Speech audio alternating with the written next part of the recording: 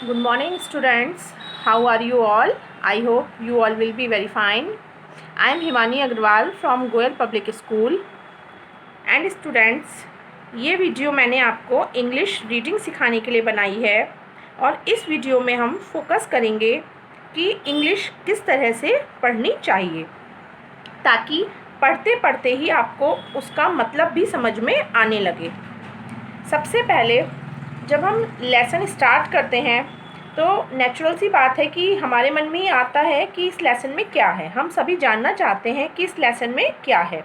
तो उसके लिए हमें लेसन का कोई भी पार्ट हमें मिस नहीं करना चाहिए।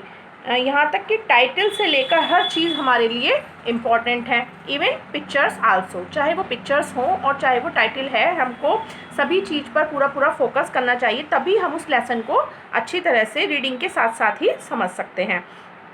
और इसी से हम अंदाज़ा भी लगा सकते हैं कि लेसन में क्या हुआ है।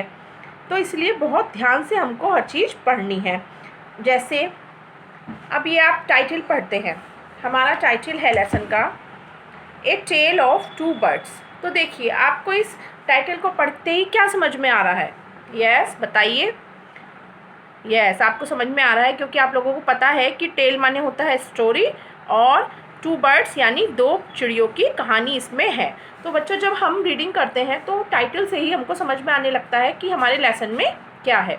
तो इसी तरह से आज हम इसकी रीडिंग को करेंगे। और एक बात आपको और ध्यान रखनी है रीडिंग करते समय कि हम हर सेंटेंस का ब्लॉक्स बना लेते हैं। मतलब एक सेंटेंस में कहाँ पर कोई बात ख़त्म हो रही है यहाँ पर, और उस तरह से हर सेंटेंस में ब्लॉक बना कर अगर हम पढ़ते हैं तो वो अच्छे से पढ़ा जाता है। और फुल स्टॉप का ध्यान आपको रखना है। जहाँ पर फुल स्टॉप होता है वहाँ पर थोड़ा सा हम एक स्टॉप देंगे, और जहाँ पर कॉमा होता है वहाँ पर भी 1 मिनट का स्टॉप होता है। तो इस तरह से हमको जहाँ पर सेंटेंस में रुकने की ज़रूरत है वहाँ पर रुक कर पढ़ेंगे, और जहाँ पर तेज़ फ्लो में पढ़ने की ज़रूरत है वहाँ पर तेज़ फ्लो में पढ़ेंगे।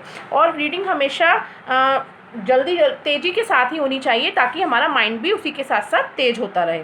तो अब हम रीडिंग करेंगे और आप ही के जैसी एक स्टूडेंट मेरे साथ है तो वो पढ़ेंगी। उसके बाद जो उनकी मिस्टेक्स होंगी मैं साथ साथ बताती जाऊँगी कि उसको किस तरह से पढ़ना है। पढ़ो बेटा। A mother bird and her 2 young ones lived in a forest. देखिए जैसे इन्होंने पढ़ा तो, लेकिन इन्होंने कहीं भी कोई स्टॉप नहीं दिया। लेकिन हम इसको सही तरीके से कैसे पढ़ेंगे? A mother bird and her 2 young ones, यानी इसका मतलब यहीं पर हमारा क्लियर हो गया कि एक माँ चिड़िया और उसके 2 छोटे बच्चे। तो यहाँ पर हम रुकेंगे। A mother bird and her 2 young ones lived in a forest. ये अगली बात हो गई कि वो दोनों कहाँ रहते थे? एक जंगल में रहते थे। तो बेटा जब भी हम पढ़ते हैं तो एक ब्लॉक हमारा ये यहाँ तक हो गया और नेक्स्ट ब्लॉक हमारा ये वाला हो गया। नेक्स्ट पढ़िए। The mother was killed in a storm and the young bird were separated from each other. देखिए जैसे आपने पढ़ा तो आपको पढ़ते समय जहाँ पर ये एंड आया तो थोड़ा स्टॉप दे देकर पढ़ते हैं और प्रोनाउंसिएशन भी क्लियर होना चाहिए। इसको ऐसे पढ़ेंगे हम, the mother was killed in A storm and the young birds were separated from each other.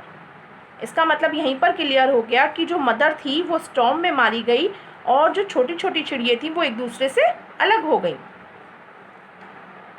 Next. Each found a different home. Each found a different home, यानी दोनों को अलग अलग एक घर मिल गया। आगे देखिए। There once lived a bird and her 2 newborn babies in a forest. देखिए आपने बेबीज़ पे स्टॉप लगाया, लेकिन बेबीज़ पे स्टॉप लगाने की कोई ज़रूरत नहीं थी क्योंकि ये हमारा पूरा एक ही बात आ रही है कि there once lived a bird, एक बार एक चिड़िया रहती थी, एंड हर 2 न्यूबॉर्न बेबीज़, और उसके 2 छोटे छोटे बच्चे इन ए फॉरेस्ट, एक जंगल में रहते थे। आप रुकिए मैं पढ़कर दिखाती हूँ स्टूडेंट्स को।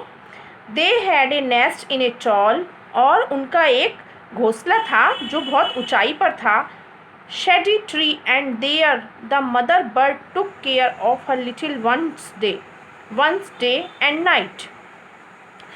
नेक्स्ट पैराग्राफ शुरू करते हैं। One day there was a big storm, there was thunder, lightning and rain, and the wind blew down many trees. The tall tree in which the birds lived also came down.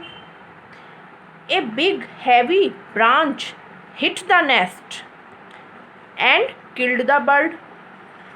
Fortunately for the baby birds, the strong wind blew them away to the other side of the forest. One of them came down near a cave where a gang of robbers lived. The other landed outside a Rishi's ashram a little distance away. तो इस तरह से हमको पढ़ना है. जहाँ पर full stop की ज़रूरत है वहाँ पर फुल स्टॉप है तो वहाँ पर हम 1 सेकंड का ब्रेक देंगे, और जहाँ पर कंटिन्यूअस पढ़ने की ज़रूरत है वहाँ पर हम कंटिन्यूअस पढ़ेंगे. इस तरह से हमारी रीडिंग होनी चाहिए. सभी बच्चे इसको रीडिंग को करके देखेंगे, और कोई भी प्रॉब्लम आती है तो उसको बार बार रीडिंग करके देखेंगे तो आपको पता चलेगा. बाकी आगे हम कल पढ़ेंगे. Thank you.